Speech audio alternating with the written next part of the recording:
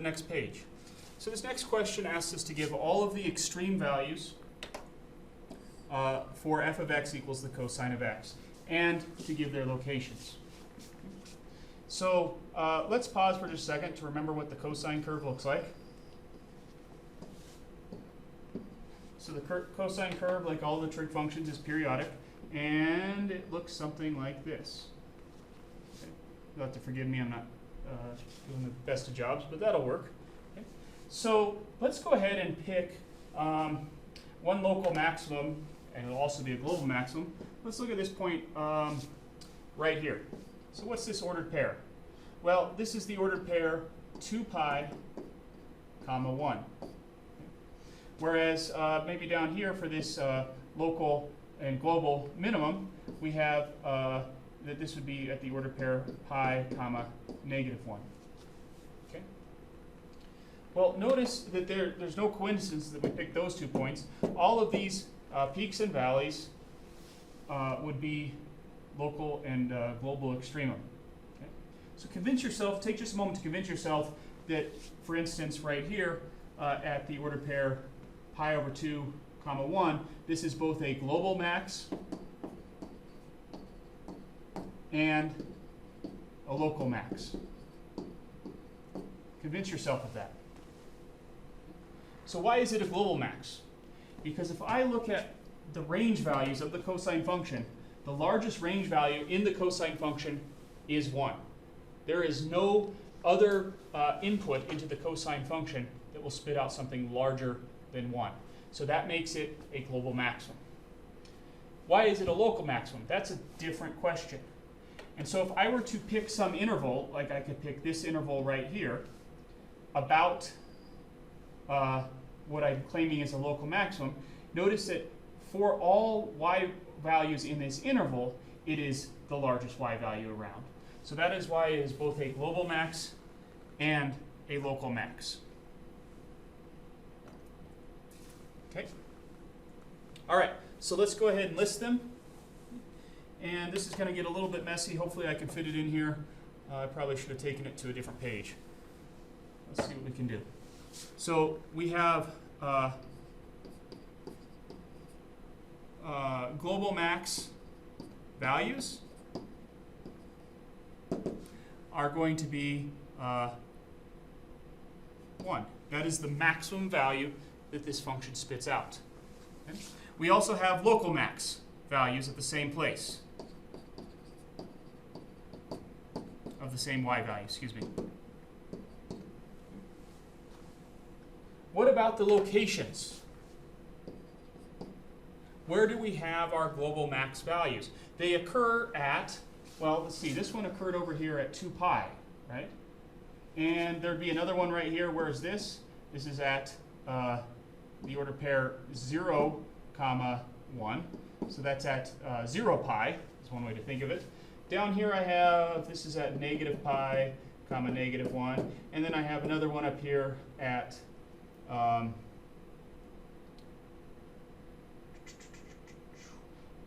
minus 2 pi, comma 1. Okay? So it seems to me that we have global max values at all of our even multiples of pi. Okay? So those occur at x equals, let's go dot dot dot, minus 2 pi, 0, 2 pi, 4 pi, dot dot dot. Okay?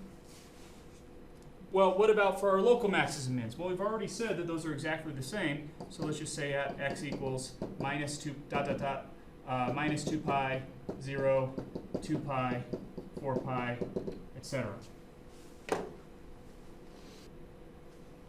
Okay, folks, and then let's note that we have for our cosine curve that we have global mins, and I'm just going to go ahead and say to save some writing, slash local mins. Where were they? Well, those occurred at all the, well, let's say what the values were first. The local maxes and local mins were either, well, they were negative 1, and they occurred at x is equal to dot dot dot minus pi, pi, 3 pi, dot dot dot. Okay?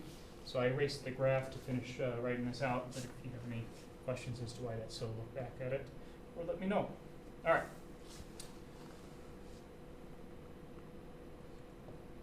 So let's look at number 6 here. What we're looking at number 6 is we've got a function, a quadratic function, but in each instance I define the domains differently.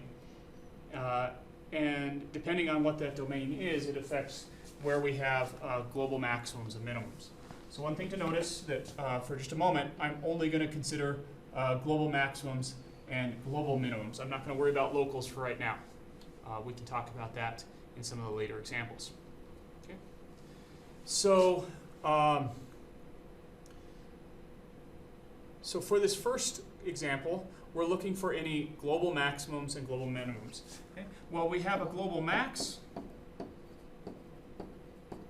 at where? So actually now would be a great point for you to pause the video.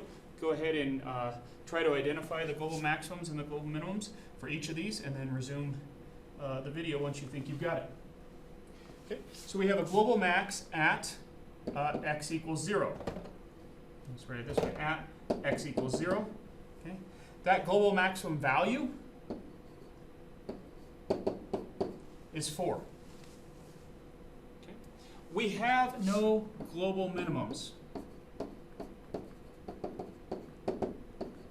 on this problem.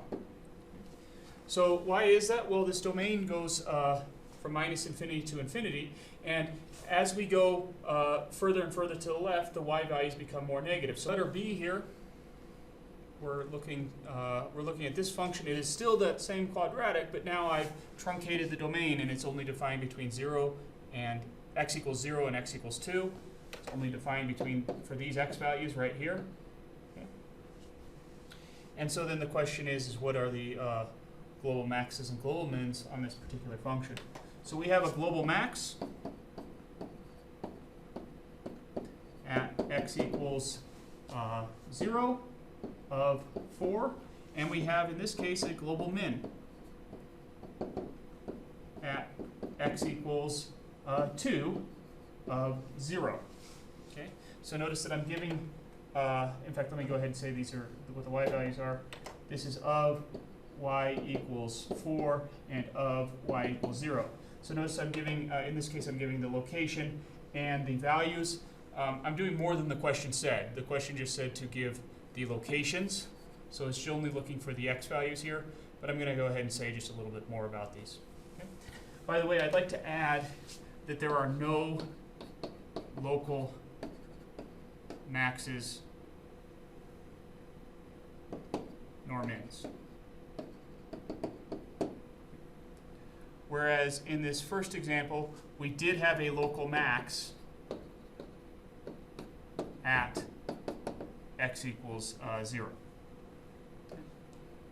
Okay, let's look at C here. So for C, we have no global maxes nor mins, and no local maxes nor mins.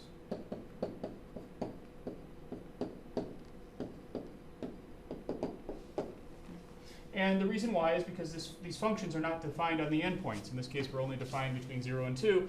And so pick what you think might be the, pick which x value you think might be the global max. Maybe you think it should be maybe this x value right here. Well, just by stepping slightly to the left, I can find another x value that's actually greater than it. And I can keep doing that because this is an open interval. Okay, let's look at D. So in D, we have no global max, and we have a global min at x equals 2 of the y value 0. All right.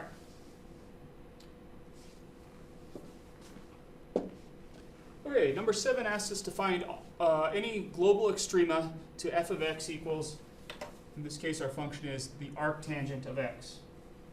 So let's look at the graph of the arctangent. Do you remember what the arctangent looks like? In fact, maybe pause the video try to sketch this graph on your own. Once you're ready, we'll resume. So remember that the arctangent is the inverse of the tangent curve, and we took a segment of the tangent curve. We took the segment between minus pi over 2 and pi over 2, which were the vertical asymptotes of the tangent curve. And so then the arctangent has horizontal asymptotes at those two locations. So we have horizontal asymptotes at pi over 2 and at minus pi over 2.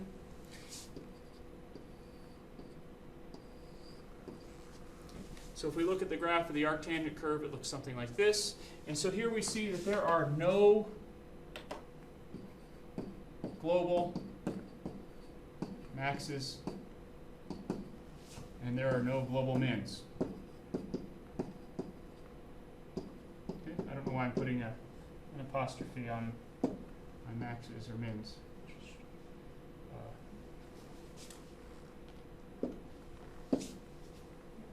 Okay. There are also no local. So let's just add that. But we weren't asked to find whether there were any local extrema. We were only asked for global extrema here. Okay, so let's just clarify. Again, pick any x value on here. If I pick that x value and claim that that was a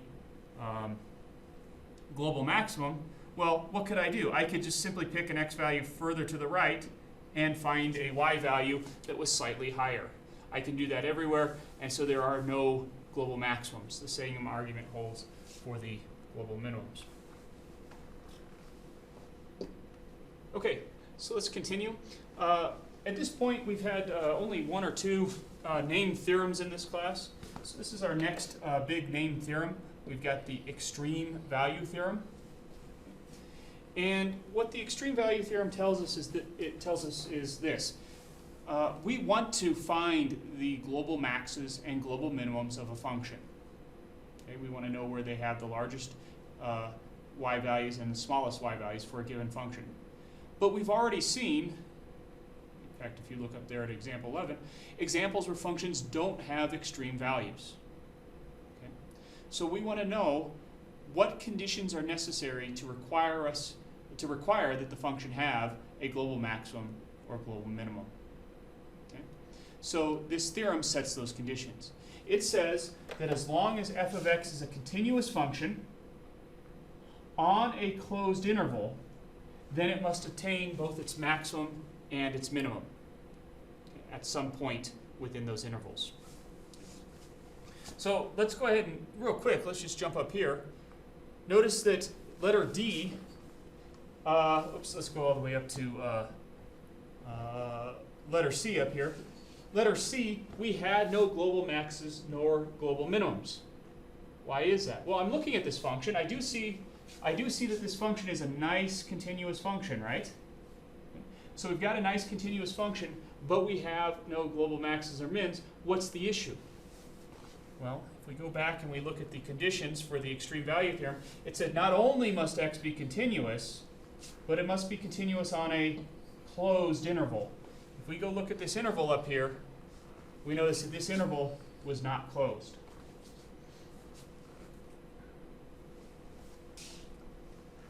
Okay, so number 9 on the next page asks us to go ahead and give an example of a function that is not continuous on a closed interval that doesn't achieve its maximum. So what are we doing here?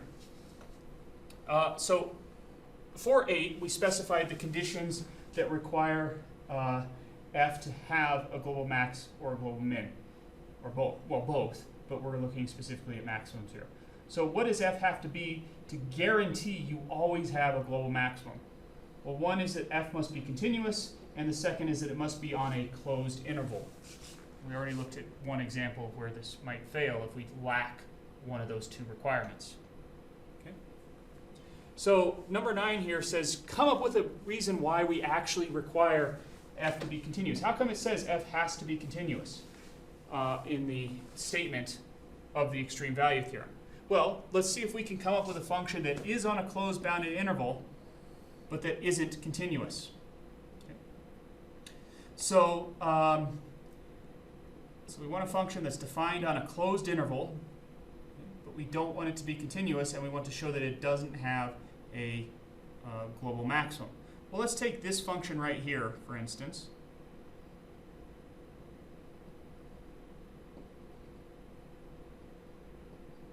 Okay.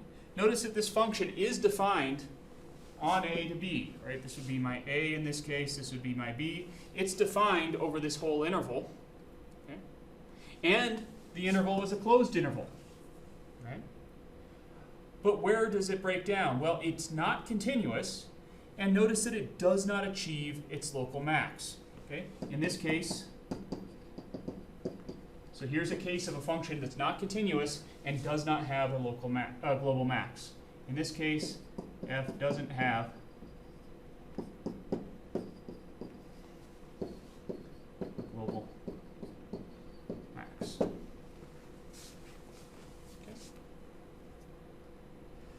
Number 10 asks us to go ahead and look at the second condition. It says go ahead and find a continuous function, but it's only continuous on an open interval that doesn't achieve its maximum. Okay. So we already looked at one example. Okay. That was this parabola right here. Remember this one from the previous page? That it's continuous on the interval from A to B. Let me go ahead and kind of make that a little bit easier to see. So we had it's defined on from A to B, but not at the endpoints necessarily. And this function doesn't attain its local maximum. Excuse me, global maximum. Folks, I said local and I shouldn't have. I meant to say global. Okay. So this function does not attain its global maximum. So we saw that example on the previous page. Let's give one other scenario where this might break down. Let's pick this interval right here from A to B, and let's define a function on it that looks like this. Okay. Let me pause the video. So folks, I paused it just to erase. I wanted the asymptote to be a different color to make it a little bit easier to see. So here we have a function that is, one, it's continuous, and it's continuous on an open interval, but because that interval is open, it does not achieve its its global maximum, okay, because of that asymptote. So think about why that's the case. But what am I trying to explain? Well, in examples 9 and in examples 10, we've explained why the extreme value theorem requires two conditions, that f be continuous and that it be continuous on a closed interval. So in each one of these, in 9, we looked at what happens, where could the theorem break down if it wasn't continuous, and in 10, we looked where would it break down if it was continuous, but not on a closed. All right, folks, so I want to go over